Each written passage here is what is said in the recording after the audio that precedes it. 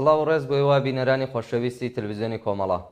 ئازیزان، بە بۆنەی ڕۆژی سێی مانگی مەی، ڕۆژی ئازادی ڕۆژنامەگەری، بابەتێک پێشکەشیەوەی عزیز دەکەین لەژێر ناوی دۆخی ئازادی ڕۆژنامەگەری لە کوردستان و بەشێک لە وڵاتانی دنیا لە ئامادەکردنی پەیمان. لەگەڵماندا بن. ڕۆژی سێی مانگی مەی، ڕۆژی ئازادی ڕۆژنامەگەریە و جارێکی دیکە پێداچوونەوەیەک بە دۆخی ڕۆژنامەگەری لە هەرێمی کوردستان دەکەین. بەپێی راپۆرتی ڕێکخراوەکان و هەروەها راپۆرتی ساڵانەی وەزارەتی دەرەوەی ئەمریکا سەبارەت بە مافەکانی مرۆڤ لە ماوەی ساڵی ڕابردوو، دەیان ڕۆژنامەوان لە هەرێمی کوردستان دەستگیر کراون یان هەراسان کراون و یانیش ڕێگریان لێکراوە لە ڕووماڵکردنی ڕووداوەکان و کەموکوڕیەکان. لێرەدا دەپرسین ئایا دۆخی ئازادی ڕۆژنامەگەری لە هەرێمی کوردستان لە ساڵی ڕابردوو باشتر بۆ لە ساڵی پێشووتری یان بە پێچەوانەوە؟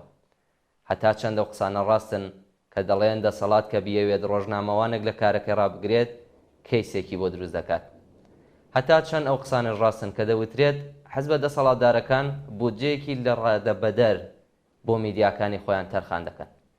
چی بکرێت بۆ ئەوەی ڕۆژنامەگەری لە هەرێمی کوردستان ببێتە دەسەڵاتی چوارەم؟ کاروان ئەنوەر دەڵێت کە لە هەرێمی کوردستان لە ڕووی چەندایەتی دەستگاکانی ڕاگەیاندنەوە هیچ گرفتێکمان نییە، چونکە نزیکەی 1700 دەستگای ڕاگەیاندنمان بە جۆراوجۆریەوە هەیە. هەروەها نزیکەی 9000 ڕۆژنامەنووس ئەندامی سەندیکای ڕۆژنامەنووسانین، جگە لەوەی بە سەدان و هەزاران خەڵکی پرۆفیشناڵ و ئاکادمی میدیایی هەن. ئەوە لە ڕووی چەندایەتی. لە ڕووی چۆنایەتی لە هەندێک شوێن هەمووشت دەڵێن کە خۆی نابێ هەمووشت بوترێت، لە هەندێک شوێنیش هیچ ناڵێن. بابەتی ئازادی ڕادەربڕین لە هەرێمی کوردستان چەند ساڵێک زۆر باش بوو، چەند ساڵێکیشە باش نییە. سەردەمی زێڕینی ئازادی ڕادەربڕین لە ساڵی 2005 بۆ 2012 زاینی بوو کە میدیای ئەهلیش هەبوو، لە دادگا کەیسەکان یەکلایی دەکرانەوە و لە دوای 2012 نمودارەکە ئاڵوگۆڕی بەسەردا هاتووە. لێرە و لەوێ چەند ڕۆژنامەنووسێک تێرۆرکران، بەداخەوە تا ئێستا کەیسی تێرۆرکردنی 5 ڕۆژنامەنووس یەکلایی نەکراوەتەوە، واتە نمودارەکە لە هەڵبەز و دابەزدایە. لە هەندێک ڕۆوە پاشەکشەمان لە ئازادی ڕادەربڕین کردووە، چونکە پێشتر هیچ ڕۆژنامەنووسێک لەسەر وتن و نووسین و چات و گروپی چاک محکوم نەدرابوو، حکم نەدرابوو. بەڵام ئێستا دەبینین کۆمەڵێک حکم دراومان هەیە. لە راپۆرتە نێودەوڵەتیەکان ئاماژەی پێدەکرێت، جگە لە کۆمەڵێک کۆتوبەند کە بۆ ڕۆژنامەنووسان دروست کراون.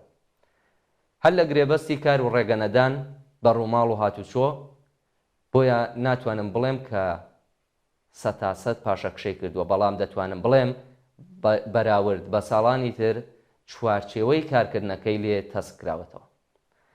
ڕاستە ئەم هەرێمەی ئێمە جەهەنەم نییە بۆ ڕۆژنامەنووسان بە بەراورد بە هەندێک وڵاتانی ئەفریقا و ئێران و سووریا، بەڵام لەگەڵ ئەوەشدا بە دڵنیاییەوە بەهەشتی عەدەن نییە بۆ ڕۆژنامەنووسان.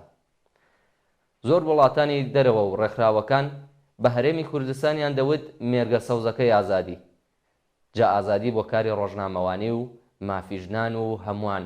بەڵام ئێستا راپۆرتەکان وامان پێناڵێن و خۆشمان هەستمان بەو پاشەکشە کردووە. ئێستا راپۆرتی ڕێکخراوە نێودەوڵەتیەکان پێمان دەڵێن لە پاشەکشەدان ئاگادار بن. خۆڕاستە نەبووەتە دۆزەخ، بەڵام ئێمە لە میدیای ئەهلی و ئازادەوە هاتووینەتە سەر پاشەکشە. پاشەکشەی ئێمە لە پاشەکشە مەترسیدارەکان نییە. راپۆرتەکەی وەزارەتی دەرەوەی ئەمریکاش ئاماژەی بەوە کردووە و ئێمەش خۆمان دەزانین کە سنووردارکردنی میدیا هەنگاوی بۆ دەنرێت. خاڵی نەنگی هەرێم ئەوەیە کە زانیاری بۆ هەندێک ڕۆژنامەنووس بەردەستە، بۆ ئەوانی تر بەگشتی بەردەست نییە. من سرم سپی کردووە لە میدیادا کەچی لەوە تێناگەم بۆچی بە جێبەجێکردنی یاسایی بەدەستهێنانی زانیاری دراوە بەدەستەی سربەخۆی مافەکانی مرۆڤ لەلایەن نوێنەرەکانی میلەت کە لە پەرلەمانتارانە.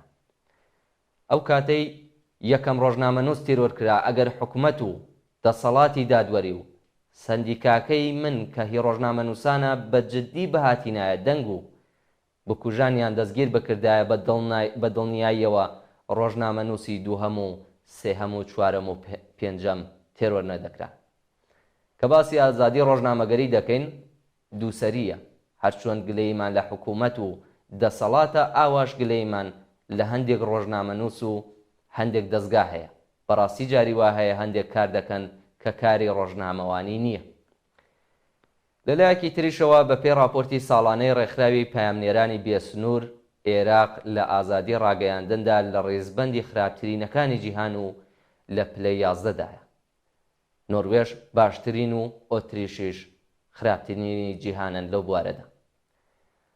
ڕێکخراوی پایامنێرانی بێسنوور راپۆرتی ساڵی 2024 زاینی تایبەت بە ئازادی ڕاگەیاندن بڵاو کردەوە و ڕاگەیاند بەهۆی گوشارە سیاسیەکان ئازادیەکانی ڕۆژنامەوانان خنکێنراوە. راپۆرتەکە ئاماژە بەوە دەکات لە ساڵی 2024دا ئازادی ڕۆژنامەوانان لە زۆربەی وڵاتان پاشەکشەی کردووە. ڕێکخراوەکە دەڵێت کە دەسەڵاتداران بە چەندین ڕێگە بەردەوامن لە هەوڵەکانیان بۆ کۆنتڕۆڵکردنی ڕاگەیاندن و میدیاکاران، لەوانە تونند و تیژی، دەست بە سەرکردن، یاسا و سزا توندەکان، گوشارە داراییەکان، گوشارە کۆمەڵایەتیەکان. لە هەمان کاتدا سەرجەم تاوان و تونند و تیژیەکان دەست بە ڕۆژنامەوانان بێسزا تێدەپەڕێت. ئەمە بەپێی پایامنێرانی بێسنوور.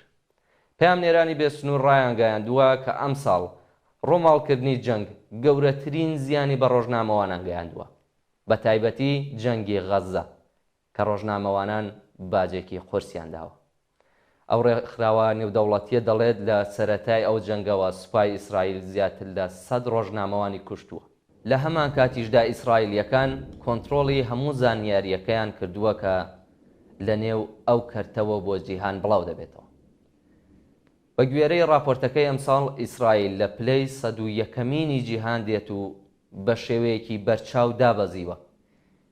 پێشەنگی ڕۆژهەڵاتی نێوەڕاستی بۆ قەتەر لە دەستداوە کە ئێستا ئەو وڵاتە عەرەبیە باشترینی وڵاتانی ناوچەکەیە بۆ ئازادی ڕاگەیاندن و لە پلەی 84مین دێت.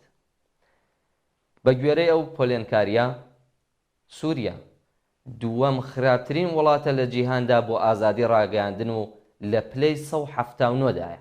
بەراورد بە ساڵی ڕابردوو 4 پلەی دیکە چۆتە دواوە. ئەمەش بەهۆی ئەوەی هێشتا ئەو وڵاتە بە یەکێک لە خراپترین و ناسەلامەترین وڵاتانی جیهان بۆ ڕۆژنامەوانان و میدیاکاران هەژمار دەکرێت. ئەمە بێژگە لەوەی ئەو ڕۆژنامەوانە سووریایانە بەهۆی قەیرانی 13 ساڵەی وڵاتەکەوە سووریایان بەجێهێشتووە و ڕویان لە وڵاتانی دراوسێ کردووە و لە وڵاتانی لوبنان، تورکیە و ئۆردۆن هەڕەشەیان لێ دەکرێت بۆی دیپۆرتیان دەکەنەوە. ئان بۆ کاندی بەرپرسی بۆردی ڕێکخراوی پایامنێرانی بێسنوور ڕایگەیاند ڕێکخراوەکە نیگەرانە لە دابەزینی ئاستی پاڵپشتی و ڕێز بەرامبەر بە ڕاگەیاندنی سەربەخۆ و زیادبوونی گوشارەکان لەلایەن دەوڵەتان و ئاکتەرە سیاسیەکان. وڵاتان و هێزە سیاسیەکان بەردەوامن لەوەی ڕۆڵیان کەم ببێتەوە لە پاراستنی ئازادی ڕۆژنامەگەری.